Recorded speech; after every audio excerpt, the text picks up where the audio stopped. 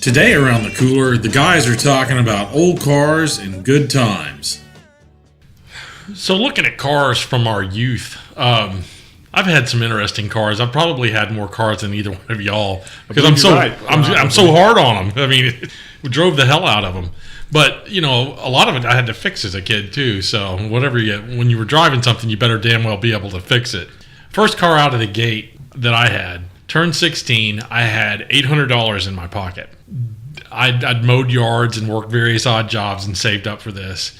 And Auto Traders, that's how you used to buy cars in the 80s, man. Go get the Auto Trader and let's see what we can find.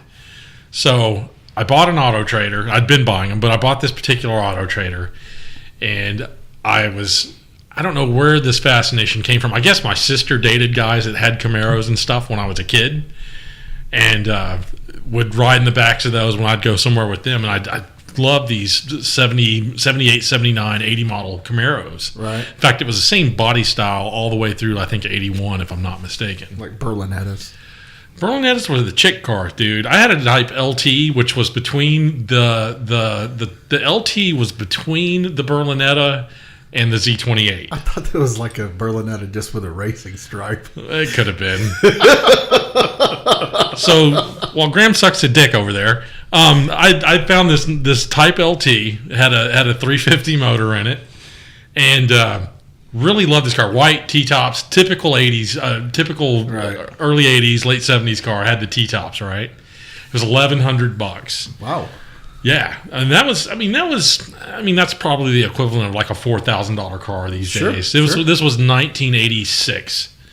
So car was a couple of years old, had a couple of little dings in it, but fell in love with the car. I'm like, Dad, I gotta have it. Had Kragers on it, real to life, 5-spoke Kragers, dude. I'm like, the SSTs, the SSs, the Krager SSs. Yeah.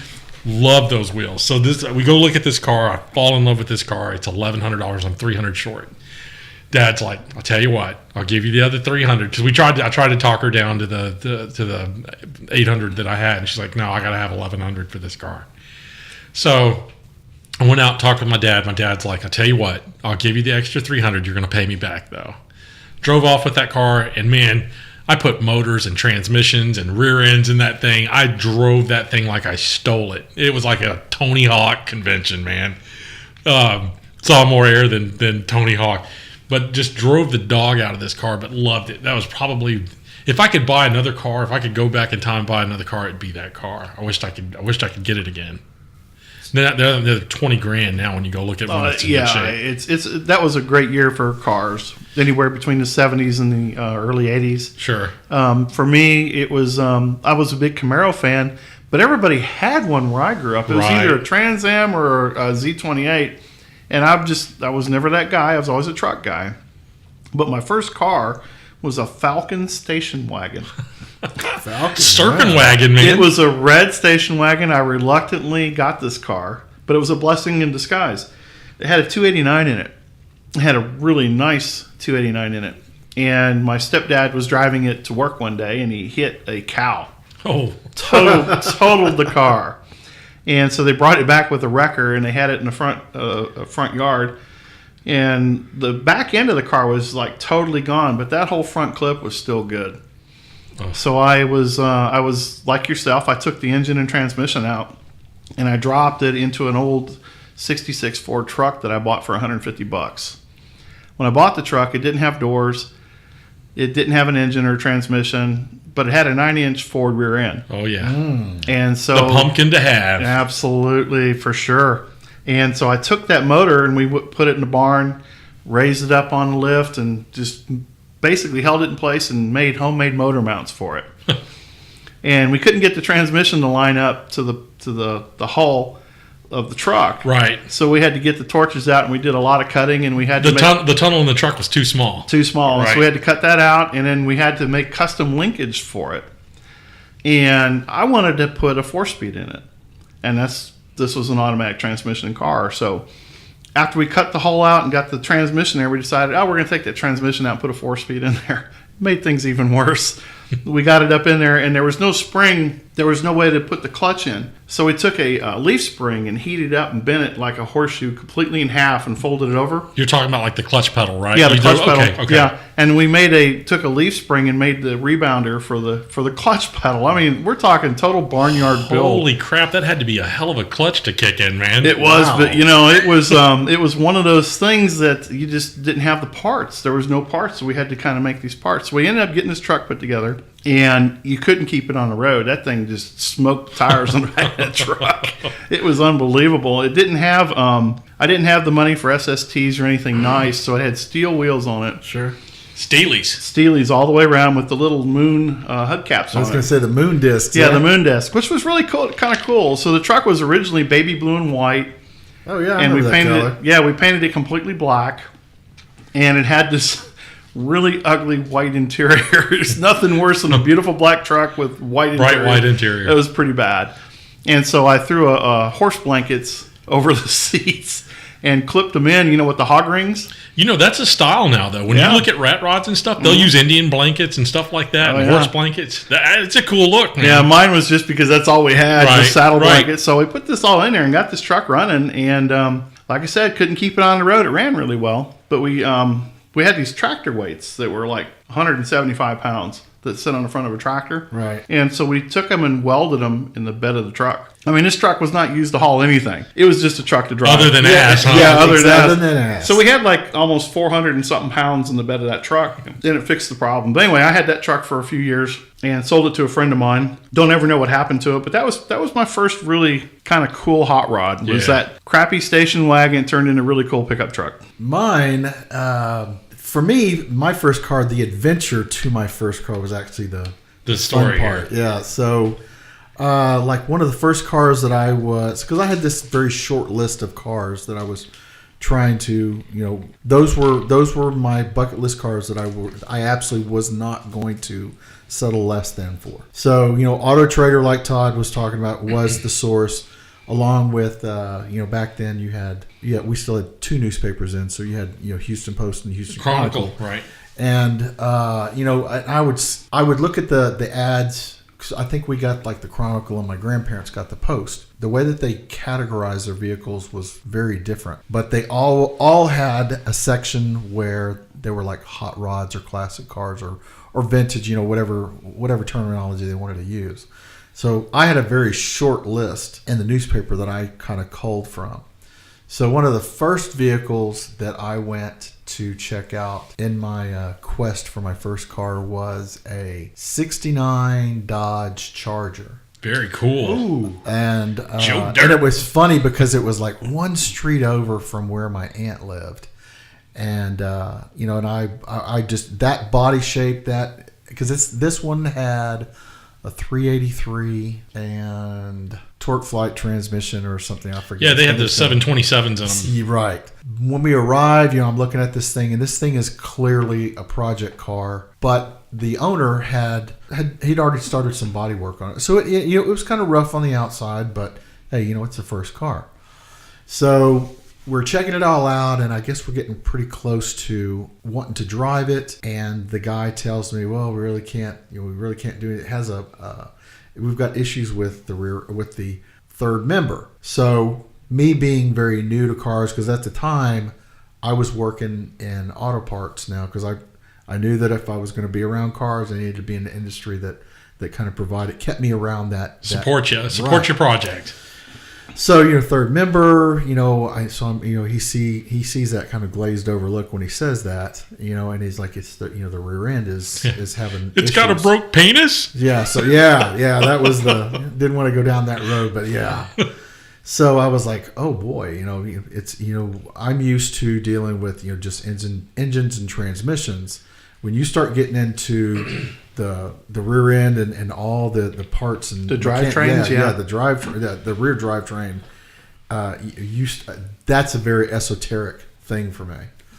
So I decided I had to push away from that car. My dad had to kind of get me off of it, because he's like, man, we're getting into really strange territory here. You know, and you look back and you think, you know, if I just bought that car and put the work into it, Right. I'd have enough to pay my house off now. Yes, yes. This the is true. sad part. Very true. So the following car, I steered away from the Camaros and stuff and the Chevelles because they were priced too freaking high, Right. for me to even look at. So I had to look at alternative vehicles at the time. So I started looking at they were A body cars.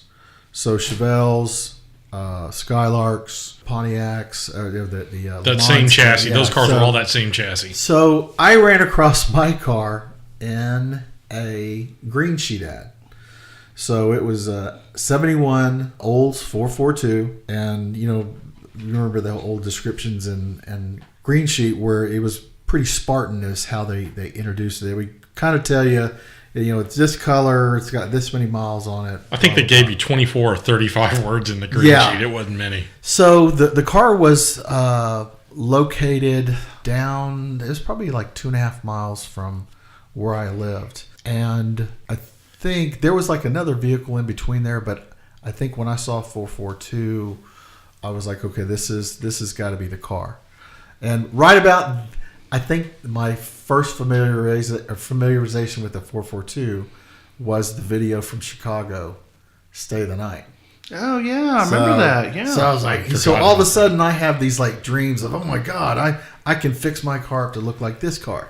I can tell you, I was in Southern California as a young boy when that car was real popular, and Right. that was the car to have, especially the Hearst edition. Yes. The Hearst edition, and if you had the convertible, you were like the ultimate cool King of the guy. strip. Exactly. Because now you start getting into like the W31s and stuff like Yeah, that. this was So- white and gold. Right. It was a beautiful. Had the Hearst logo on the side. Had that cool looking shifter. That thing was just. Those are Amazing beautiful car. cars. So fast forward, I go to look at this car. Take my dad with me, and we arrived to probably my first episode of People Who Shop at Walmart. Before Walmart was around? I don't recall Walmart even being in Houston. It was still up in That was a East Louisiana Texas. thing. Louisiana, Arkansas thing. For me, it was in the East Texas.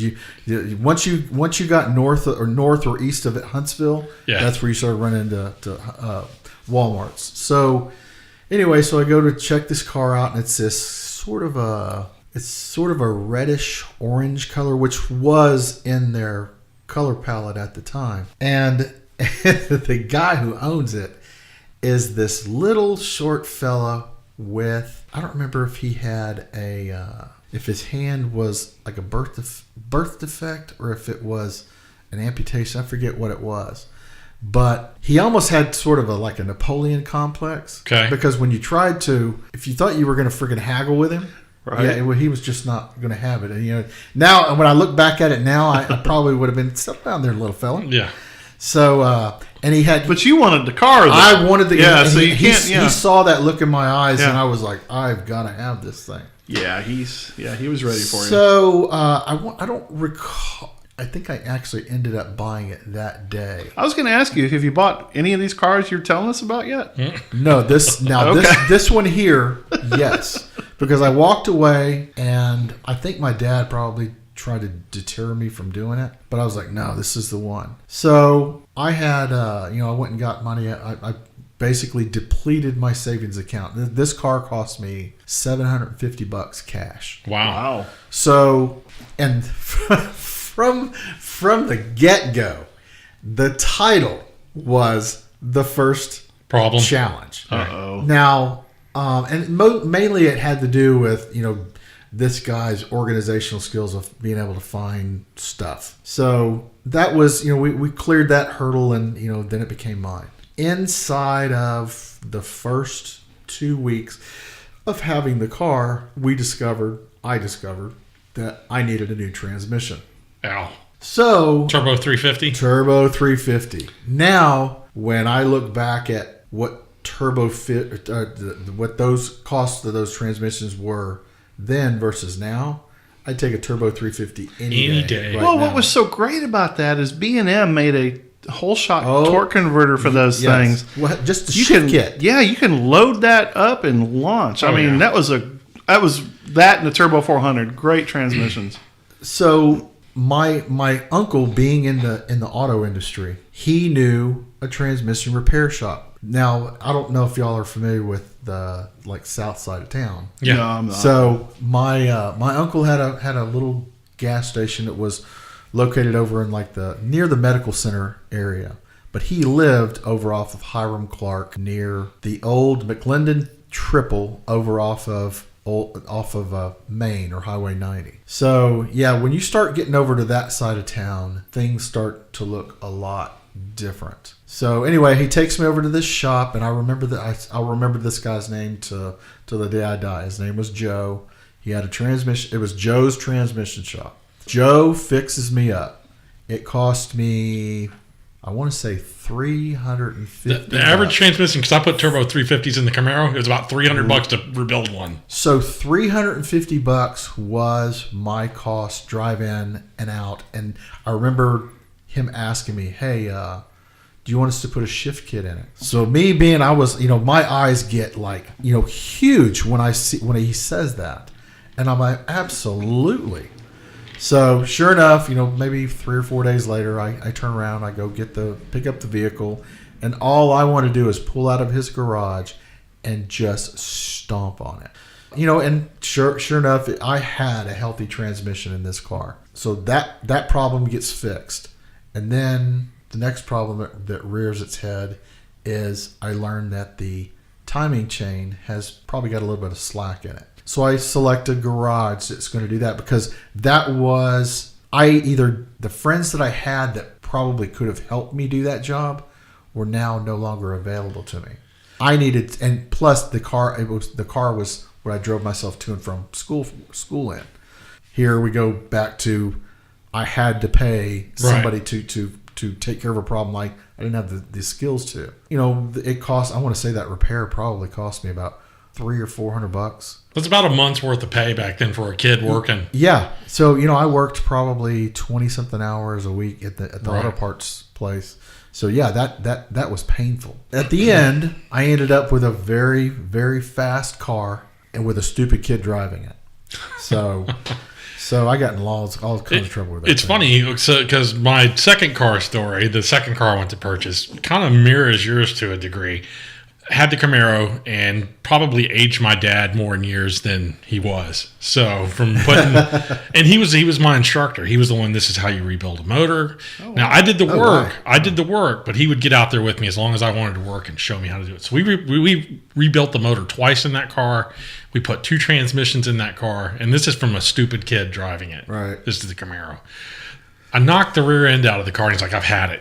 We're getting rid of this car." So he's like, "Get the green sheet, get the paper, get the auto trader." So I find 72-442 for sale, $3,000 convertible. This thing's aqua green. Ooh. I'm like, yes, black interior, white convertible top. I'm like, gotta have this car, gotta have it. So we go look at it. It's down in Southwest Houston. Love the car. Get there, it's everything they said it was, $3,000. And my dad's like, "This is what we're gonna do." Because I think I'd saved up $2,000, $2,500, something like that. Right. He says, "This is what you're gonna do. I'm gonna let you negotiate this, and I'm gonna tell you how to do it." And he's like, "You're gonna learn this." He's like, "Go in and offer them $2,000." I'm like, "Dad, they're not gonna take that." I'm arguing the other point because I've got to have this thing. And he's like, "No, you're gonna do it the way I tell you to do it." I go in, I'm like, "I'll give you $2,000." The guy's like, "No way." He's like, "I'll come down to 28." And he's like, "I'm not coming any lower." And I go back out to my dad. I'm like, "You didn't take it." I'm all dejected thinking I lost the car at this point. He tells me, "Okay, so you go back and you offer him 22 now." And I'm like, "Dad, he just said he ain't going any lower than 28. He was mad. He's not taking any more than." So I go back in. I'm like, "My dad said that I could give you $2,200. And the guy scowls and he's like, "All right, man, I'll do $2,700 and that's it." So we negotiate this thing up to the $2,500. He won't come off 27. I negotiate all the way up to the $2,500 I have in my pocket. So the dad's like, "Walk away." He's like, "I'm telling you, this guy's going to call you. Walk away." Right. So I walk away. I'm dejected. I know the car's gone, right? Because this car's going to sell. I go and I end up, I was like, I just got to have something to drive at this point. So a week later, I found an 80 Mustang with a 302 in it, and it was a friend of my dad. My dad knew this guy. So I bought the car. His dad's just like, because he was sick of me at that point, pissing and moaning over this car. He's like, because I was kept wanting to call him. Dad's like, just buy this damn Mustang. I'm tired of listening to you. He's like, I'm telling you, the guy's going to call you. I buy the Mustang, drive it home, and I'm not kidding you. The minute I get home from buying the Mustang, the guy calls and says, I'll take the $2,500. Dude, I could have just shot myself right there. I felt so... I'd still be driving that car today. I guarantee you, I love that car so much. I'd be driving it right now if I'd have bought So that car. patience is the lesson here. Learn patience from that deal. Right. So I've learned motors and patience from my dad so far in my car purchases. Funny. Yeah. He was a good instructor. And, and now when I look back at it, I use his negotiating skills. Well, it's that whole youth thing. We get all spun up on the cars. I was the same way. The first really nice car I bought was a 74 Dodge Challenger. This is after the truck? Yeah, the truck was long gone. Okay. Truck didn't make it very long, actually.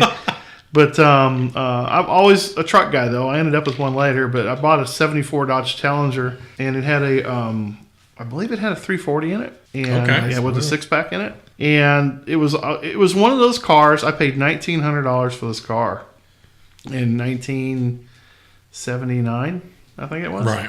And paid $1,900 for it. And it was one of those cars that was in town, but I didn't know the dude that drove it. It had snow tires on it, on the back. And it was just one of those cars you drove to and from work. It never was really a hot rod. So what's the first thing you do? You change the tires and wheels. Put some slicks on it. Well, pretty much. So I wanted to put hijackers, the Gabriel hijackers in the back. But if you know anything about those Chryslers, where the shocks mount, you can't get them to fit. The holes are too small. It was made for standard factory shocks. And so I'm sitting there going, crap, what am I going to do with this? So a friend of mine says, look, we got a torch. We're going to heat it. And we're going to beat those wells out. So we did. Awesome. We heated it up and beat them out enough to where the shocks would fit. But every time you hit a bump, you hear this huge clonk. It was just like clonk in the back. And so I drove it like that for a few months. It was fun. You go out there with the air hose and pop the back up, and you're out there and you got to burn your first set of tires off. It's I was spinning tires everywhere. Power brake it. You'd always jump on the brake and bust the back loose. Until the transmission starts to go. Which explains Camaro transmission number 2 with me. Well, that's what happened with my Challenger. I burnt the transmission up, so I ended up putting a torque converter in it, a whole shot torque converter. And we put a shift kit in it. We did it ourselves. Now, I will tell you, the car eventually ran well, but at first it wasn't so good.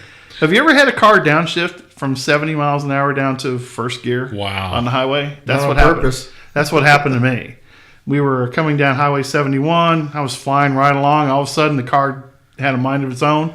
And it just, literally, the transmission, it was gone. I was going to say, it's a wonder it didn't rip the bell housing. Yeah, it was gone. We had to get the car. We pulled it in. Back then, you didn't call a wrecker. You just called a buddy with a truck. That's right. Tow it up, and you pulled it in. So we brought it back in. And luckily, I ran into an old guy that was a big Chrysler guy.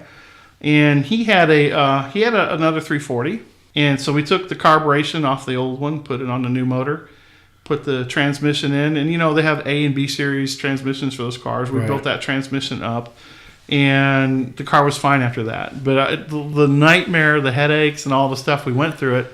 So he gets the car running, and next thing you know, what's that clunking noise? I said, well, it's the shocks in the back. He goes, oh no, we can't do that. So I learned how to cut out. We cut out that entire section. He built a cross member frame for the top, and built a custom well for the back. And I tell you what. It was like a whole new car. It was really nice, and that was my first step into falling into. I've got to customize my next car like this because he really fixed that car up. We ended up putting ladder bars on it, and I'll tell you what happened to the car. I don't have it anymore.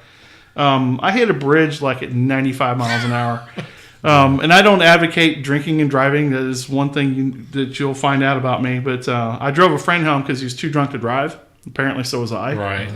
And it was a nice cold night in October. I pull out of his driveway, and you know how cars run. Carbureted cars, when it's cold outside, they just suck that air different. In. So I just let it fly. Stick in, stuff like that. Right. I was doing like 120, and I hit washboard on the road, and I think I spun maybe 6 times. The front wheel hit a culvert, ripped the front wheel off. It slammed me into a bridge. I hit 2 concrete posts that were 4 by 4 inches. and it basically split the car in half. Wow. I I was sitting at a 45-degree angle while the other car was perfectly level on the other side of the car. Luckily, it was just me and myself and I.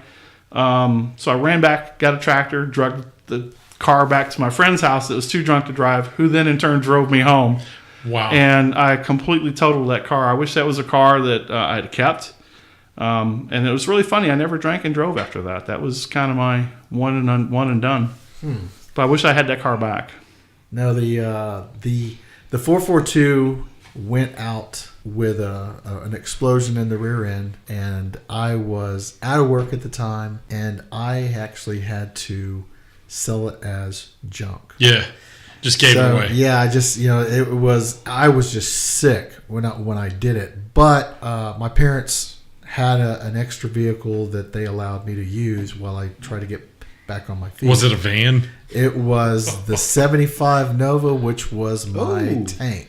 Nice. So, I think I've even reflected on that Nova before, but I drove the Nova around for a few years, and then I got myself financially able to buy a newer, more reliable car and more responsible. So I ended up buying it was like an 84 or 85 S10 Blazers. The S10s hadn't, I guess they were fairly new at the time. So I bought one that was probably a few years old, but it was clean. And what's funny about prior to me buying that vehicle is I went to the south side of town again because my uncle knew the car dealership owner, and one of the cars that my uncle had me drive around in was a customized lowrider S10 pickup. Oh, cool.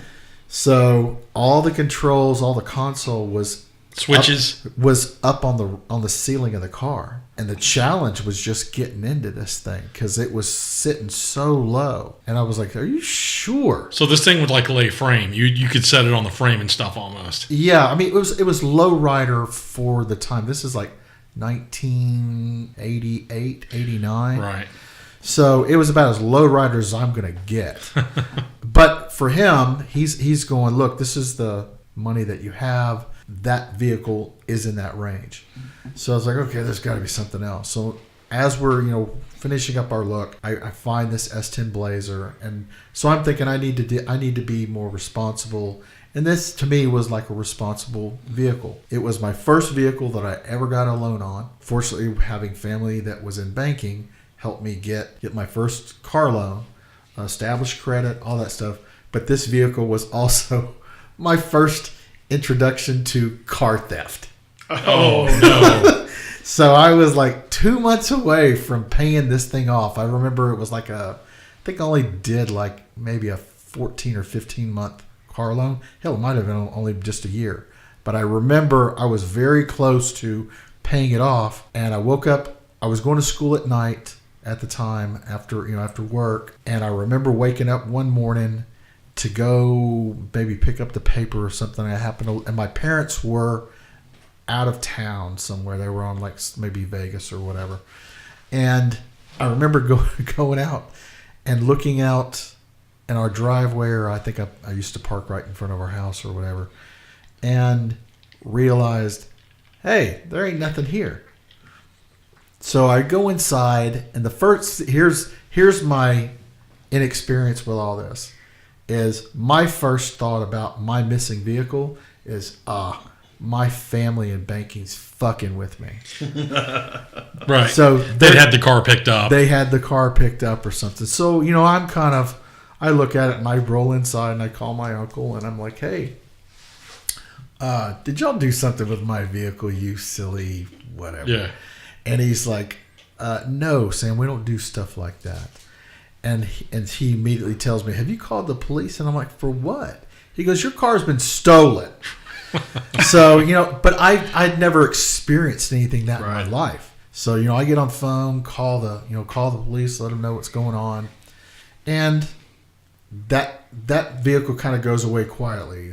I have to now begin my vehicle search. My next search. So, fortunately for me, because where I lived, or the street we lived on, it was y'all almost should have named the street after us, because we had You own the block. we were like smack dab in the middle of the block. So if I couldn't use one of my parents' vehicles, I could go to my aunt and uncle or my grandmother. So anyway, so I'm borrowing vehicles during this time as I conduct my car search, and my uncle is, as I loved him dearly, God rest his soul, but he had me looking at some stupid vehicles. I finally settle on I decide I'm going to buy myself a brand new vehicle, and I probably did it because my best friend had bought a brand new vehicle too. So how I looked at it is, hey, He can do it, I can do it. Exactly. So there was this service at the time, and I guess it was kind of popular during the late 80s and 90s, is people started becoming like car brokers. So kind of goes into that whole thing of, I won't go do the car search myself. I'll pay somebody else to look for this criteria that I've given him. So anyway, the guy finds me a brand new 1990, I think this is. I know it was brand spanking new. 1990 Ford F-250. Big truck. It is, yes. Electric blue. This thing was nice, but when you compare what it was, what's in it compared to what I came out of, it was plush for what it was, but really, it was still a truck. Yeah, it was a ranch truck that I was calling a Cadillac. Right. So anyway, I had that vehicle until I ended up getting married and ended up selling it because of love. So, and anything after that was. I've never done that. One of the cars that I probably missed the most, and I wished I wouldn't have sold, but it was after Michelle and I got married. I found again, Auto Trader, 68 Mustang that was in phenomenal shape. 302 in it. Had AC that actually worked, which is important if you lived in Houston. Had factory air in the car.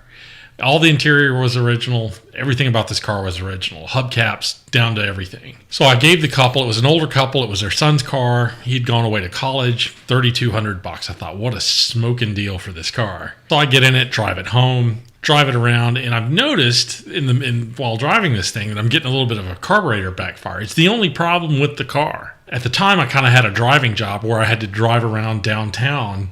I was a legal clerk, so I had to file papers and stuff like that. Sure. And I've got the windows down. It's like a nice October day. I've got the windows down, the radio's going. I got good tunes going. I'm on Smith Street downtown, and I'm right next to Two Shell Plaza.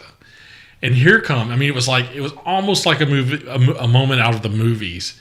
Here comes these three chicks, and they're walking side by side. You can tell they're friends, and they're looking at the car, and I'm kind of like getting the vibe. I'm like, yeah, I got a cool car, So they're checking the car out, and I'm like, yeah, it's a cool car. About that time, it backfires, and I'm like, what? Wait, hold on. And then I see flames because it had a little hood riser. I see these flames. I'm like, oh crap! So I pull over. It's a dragon. I pull over. And I pop the hood, and it's got the hood insulation in there. And luckily, it didn't catch on fire. But it's got singe marks around there. And I got flames coming out from the bowl. The bowl obviously was still running. And so all I know to do is start blowing. I start blowing on the carburetor, trying to blow this fire out. And it's getting bigger and bigger, man. At this point, the whole breather is on fire. And I'm like, holy crap.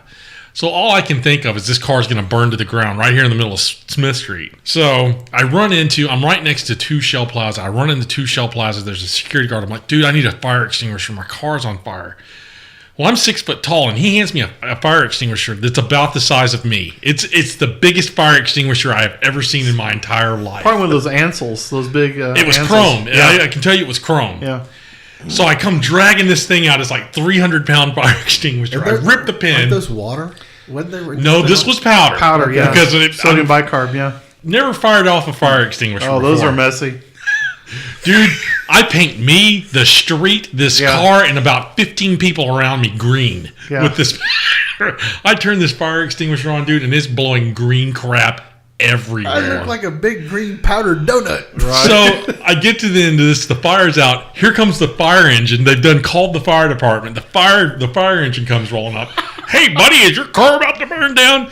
I look over, I'm covered in green stuff, and there's those 3 chicks standing there just cracking up laughing, dude. I'm like, this car's got to go. I'm done with this hunk of crap. Mustangs aren't your... They are and they aren't. I've had some good ones. I've had a lot of cars. And I've had some good Mustangs.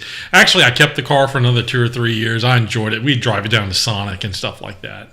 But it embarrassed the bejesus out of me. I thought it was the coolest cat rolling, and they were like, it's funny because we're talking about cars when we were younger that had to be a daily driver plus a cool hot rod. Sure, but that was impossible to have. Yeah, it was just didn't work. I mean, nowadays you have that hot rod now as your weekend and fun car. That's how it is now. Driver, yeah. So. And I wish we'd have thought of that when we were younger, because I would have held on to some of the cars that I had absolutely, and taken better care of them. Sure. And we just weren't thinking back then. That's the folly of youth, though. I mean, that's how you learn these things. So when you get older, you don't have these problems. Well, you know, it's funny because you take care of it. The cheapest gas I remember having to pay for was I remember at 28 cents, but I remember paying 35 cents a gallon for gas. Okay, as a kid, this is in 77, 78, 79 era. And actually, it was in 50 cents in 79. But it was one of those things to where I had an intermediate phase where I couldn't afford absolutely anything. No more hot rods, none of these cars, and I had to drive an old 6-cylinder pickup truck. And I had a 73 Ford, the style side truck. Oh yeah. It may have been older, it may have been newer, it may have been 74, 75. It was black and gold. Had the gold cutout package on it. It had a 306 in it with a 3 on the tree. And I'm thinking, man, this thing is just a dog. Dude, that thing pulled like a mule. Until I drove it. And that thing was fast. Because the power to weight ratio. Ton of torque in it. Those motors put out so much torque, man. It is. And I forgot to mention it was 4-wheel drive. Okay. And so this thing went everywhere. I mean, once I figured out, this is kind of my introduction into off-roading. Was that and it wasn't always on purpose, but but this truck it ended up being probably my favorite truck that I had turned around and I sold it to a friend because he wanted it and I didn't really want it that bad, and I bought a Chevelle. I bought a '69 Chevelle with 396 in it and all that fun stuff. But I wish I'd have kept that truck, though, because that went everywhere. It was easy to work on. You talk about an engine compartment. Super simple motor to work on. When you open up the hood, it was just this inline 6, and you can lay 3 people across the fender wells and not touch anything. And then to get the head off, I mean, it was all this room. If you had to take the head off or drop the header on that thing or whatever you had to do to work on it, you could rebuild a motor in almost a weekend if it was a top-end job. You sure could, and it was just that was one I let go. But that 69 Chevelle was a lot of fun. There's really nothing much about that. It was seafoam green with a black vinyl top on it with a black interior. It was a fun car. It ran really well. I didn't do anything to it because, again, I couldn't really afford to do anything to it. So it was virtually stock when I sold it. And but it was a good car. Drove really well. So if you could go back out of everything that you've owned or that you could have owned as a kid, what would you go back and get? I'm going to say that I know what I would not have owned. Okay. I would not have owned that 90 Ford truck because right after I bought it is when the first Gulf War started and the gas went through the freaking roof. Right, yeah. And I remember at the time, for a short period of time, I was working in Deer Park, and I was using every bit of those 2 tanks. I'd probably have to refuel every 3 days. So what was in it? A 460? That one, no, that 351. Oh, that's 351. The fact that I was driving 90 miles a day. Oh, yeah, it's killing you. Yeah, it was eating me out of house and home. it probably had a lower. It probably had not really good grainy gears. It had yeah. grainy gears in it. Yeah. So that'll kill you. That alone is probably my biggest regret. Is not so much that I would have. I mean, there's stuff that I'd like to have held on to, but that was such a huge chunk of change for the time period. I just was not financially responsible enough to have a vehicle like that. Right. So if taking that route, if I was going to do that, mine would be my 92 Nissan pickup, which was the first new car I ever bought. That thing was a magnet for people to run into. That truck just attracted other cars' bumpers. I don't know what it was. I had the truck 2 weeks, brand new off the lot, and a drunk guy ran me up a curb over off an airline while I was doing 50. wow. Yeah. And I honestly think I think all the wrecks that I ever had were in that truck. I think I literally had 6 wrecks in that truck. Like, it was a rolling. I've been really lucky. I've only had one car wreck, and it was a single vehicle deal. I was really lucky with that. But that truck was terrible. And then I remember I had to replace a transmission in it. And this was still in the 90s. I think they wanted $2,200 to replace it. Almost what the truck was worth. Yeah. But, I mean, I hated that vehicle. It was the worst. I'm trying to think. The Challenger would have been the one I would have kept. I wish I hadn't wrecked it. I didn't sell it. I wish I hadn't wrecked it. That would have been a nice car to keep, because with the Resto mod, you can turn around and do a lot of stuff with those cars now. There's so many parts available for it that are aftermarket.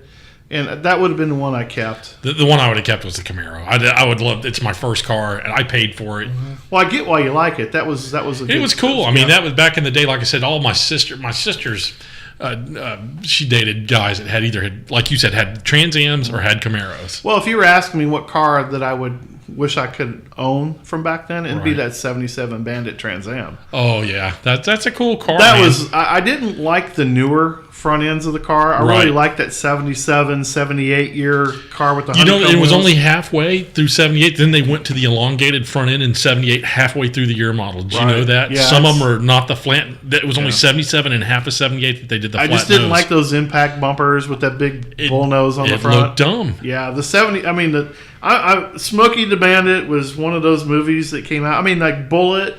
You had Eleanor, and you had Eleanor, and then you had the Mach 1 and Gone in 60 Seconds, and you had the car that Steve McQueen drove, and then they had so many. Really, the Mustangs were the big marquee cars back then. Well, it's because it was affordable and they knew they could sell them. Right. But getting back to that Bandit car, the cool thing about that, some history, that was a 403 Oldsmobile motor that they put in that car. Yeah. A lot of people didn't know that. Right. They were thinking they were some sort of 400 small block. That was No, a 403. 403. Yeah. If you look at the paint code and everything, it's a 403 Oldsmobile. Yeah, because I remember, if I remember right, that was the big block for Oldsmobile. It was. 403. But as far as keepers go, I'll definitely say the 442. But it's long Come and gone, man. Now the thing that's funny is when I turned that over to the junkyard several years later, somebody ended up taking that car to the junkyard and actually brought it back to life. So, wow, that's awesome. Yeah, it didn't make the Crusher. That's even better. Yeah. If thinking about that, it just reminded me. A friend of ours had a '71 Mustang Grande. It was red with a black vinyl roof, and it had a six-cylinder, just a 306 in it. But he had really nice tires and wheels on it. Had a really good stereo in it. It was the perfect cruising vehicle. I would have to say that in the realm of reality, as far as affordability, that might be where I'd go. That '71 Grande with the nice Craigers and the great stereo. And we were all running to the gas station. He wasn't. That's right. And that car was cool. And again, that motor ran forever. You could beat the dog. I was like you. I mean, I was a V8 guy. My dad always said, don't buy a car with a 6. Get a V8 in that thing. But if you wanted a car that ran forever, that 300 would just pull and pull and pull. And they just built it, man. That was a real... Just goes to show the difference between my age then and now. I'm more into that cool cruising. I just want to cruise now. Yeah, I'm the same way. Well, it's funny. In our hometown, that's all we did. Cruising was it. Yeah, it was the white grill all the way down to Ewan's restaurant, and we would make that cruise. And in between there was an all-girls college. Yeah. So there was a two-year liberal art college between the cruise, and we would go especially slow up front of there and show off the cars. And, it was a lot of fun. For Graham and I, it was Westheimer. That's before you cruised it in a different. You cruise it in a different way now. They use a tank down there. It's a dangerous place. But you had Upper Westheimer and Lower Westheimer. Lower Westheimer is where you got into a lot of trouble. That was trouble. And it's sad because what really pisses me off about society nowadays, not only are they angry, they're completely stupid. You know how much fun we had? It was simple fun, man. It was simple fun. Radio and driving, and that's what you did. You listened to Journey, you listened to the Eagles, you listened to Heart, and you were cruising. There was no fighting. I mean, I don't recall any fights when I was young. Well, nobody got shot. Nobody died, at least. Even if there was a fight, nobody walked away dead, and it was a rare. Here's how I look at that as I got to see how dumb society was after I first was dumb. Luckily, I was just boring. I was just a boring kid, and I just enjoyed the moment. It's funny because when I go to class reunions, I had a relatively small class that I ran around with. And we get together and we fall right back into those moments. It was so much fun. That's funny because I do that with my friends from that era as well. No, the popular thing, So when you're running around Lower Westheimer during the 80s, I remember stopping into some stop and go or U-Totem or whatever, and you're going to try to trick the clerk into allowing you to buy beer. Mm-hmm. So while you're sitting there trying to watch and see what happens, the people they were down there just like you are, cruising down there, and so there would always be at least one person who blew the horn, and there was always going to be one person who would always call back. Horn blows, does the driver. And that's where you kind of figured out whether there was going to be a fight or not. Right. So, it's funny because where we were, there was you had the main drag, and then off on the old downtown, there was a little lady. She's no longer with us. Her name was Gertie, and it was Gertie's package store. And she was really cool with the kids that she knew. She would sit in the back in her rocking chair, and you would walk in, you'd put the money on the counter and pick up and walk out the door. Right. And so she could never be accused of selling you anything. Right. You would just leave the money on the counter, grab your beer, and walk out the door. And it was the coolest setup until some idiot ruined it for everybody. Right. But it was, I don't know. I mean, if I was to describe it, how it was, our car culture growing up was somewhere between American Graffiti and Dazed and Confused. It was right in that time period where you had the old gassers and the hot rods that were like the old Model A's and the bucket T's, and then you had the guys all the way up into the muscle cars into the 70s, and it was so much fun. We had, I'm not deliberately forgetting bad times because it wasn't. We had a good time with our cars, and it was everything we did. Everything was about our cars. I miss it. I really miss it. I do too. Now this is my last melancholy moment. So I'm married. This is like 1995, 96. And we're coming back from a friend's house over in like the Spring area. So I'm driving down 45, and I see a line of hot rods coming. Looked like they had been running around over in North Houston. They used to run around Rankin Road. So that was the drag when I was in high school. So I'm coming home, and I'm driving the car that I sold my brand new 94 truck for the car that I purchased my wife when we got married. The love machine. Tell me it wasn't a Dodge Caravan with wood panels on it. No, it was not. It was a Honda Accord S. Okay. It was like one of the higher tiered plush, nice car. So kids are in the back, and we're driving, and I happen to see these vehicles coming along the way, and they're nice hot rods. One was this like almost a banana yellow 70.5 Camaro, this Hugger orange 55 Chevy, and but the other vehicles, they were all nice cars, but those two really stood out. So we're driving by, and my daughter happens to say, "Hey, there's a guy over there that's honking at you. He's waving." And, I'm like, I'm on north side of town. Who the hell do I know? And I happen to look over, and it was a guy that did some contracting work for me when I worked in the high rises. He was like the locksmith or something. I remember him.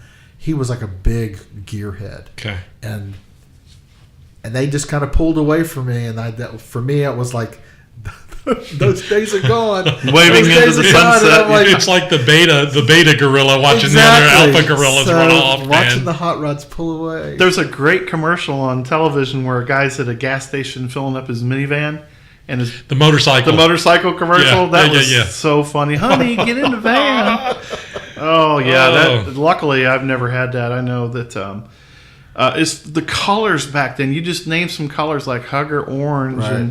and the colors were. It's funny because you had car builders that actually created custom colors that still carry those names today.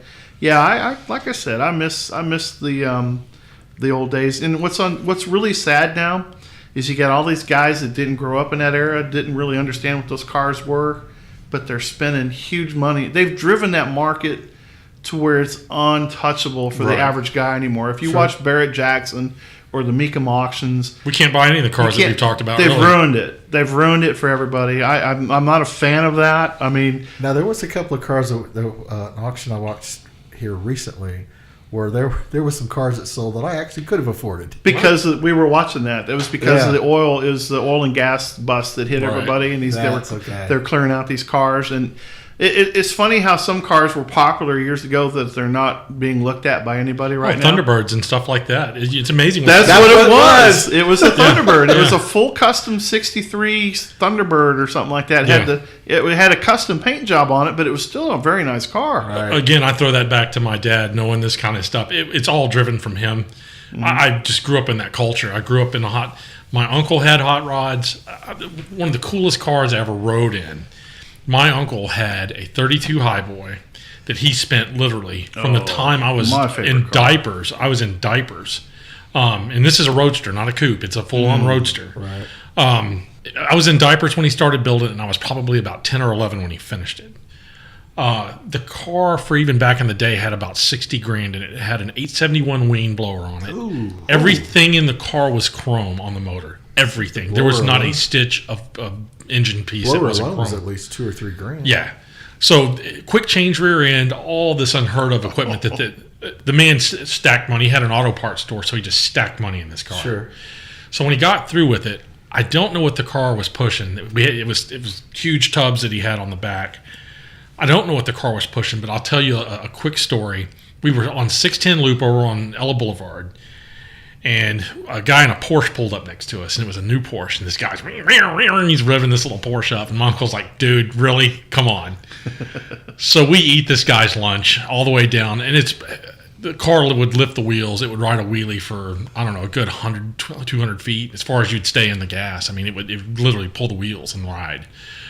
So I was in the rumble seat. My dad was in the front with my uncle. We rode this wheelie. We ate this guy's lunch. It wasn't even a contest. So we make it down to the next light, which is TC Jester. And we're at a dead stop, and the guy in the Porsche has a 35-mile-an-hour rolling start on us. Still couldn't catch us. That car was absolutely the most phenomenal piece of machinery I've ever been in. Those are fun. I had a friend who had a 32 Dodge, and he had a 302 Z.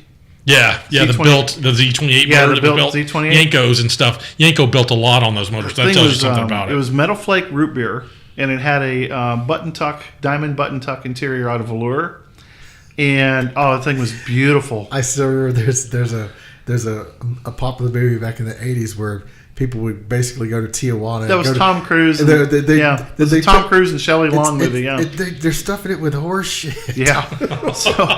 So what he would do, Mike had this car. He would pull up to a stoplight, and somebody would run him. And from stoplight to the first telephone pole, you're not catching this guy. Not even a chance, huh? And so he put a $50 bill on the dashboard. He says, "Look, if you can grab that $50 bill from here to that light, well, you can have it." Yeah. And I'm like, well, I can do this. Until he dropped the hammer on that thing. G-forces are at play. It threw you in the back of the seat, and you were in such awe that you forgot that you were there for the $50 bill. But that car, you don't see too many 32 Dodge coupes out there. No. And he took and completely. I mean, this car was a complete custom build. But it was just. That's a cool looking coupe. There was one for sale. I saw one in a Hemmings not too long ago. And just a rolling chassis was 12 grand, I think. That's just rolling metal chassis, 12 grand. Well, what's great about that is a bunch of forward-thinking guys went and bought all the dies from Detroit. And they're making full metal, because it used to be the only reproduction you can get was the fiberglass. Right. Now you can get actually a rolling chassis, a full metal. It's like the car. I mean, it's almost like the car. And you can do whatever you want with the rest of it. It was just... And for 22 grand or whatever it is, I would do that. Heck yeah. I would be all over that. Because the Milner Coupe is still one of my favorite cars. 5-window? Yeah, that's still my 5-window favorite 32. vehicle. That was a cool car. That was a great, but yeah. 32 or 33, I can't remember. It's a 30, I think it's a 32. Milner was a 32. Is it? Yeah. His is a 32. 32 5-window. Yeah, it's a great car. Great movie. Great car movie. Yeah. Good times. That's all for today's podcast. Thanks for listening to The Cooler.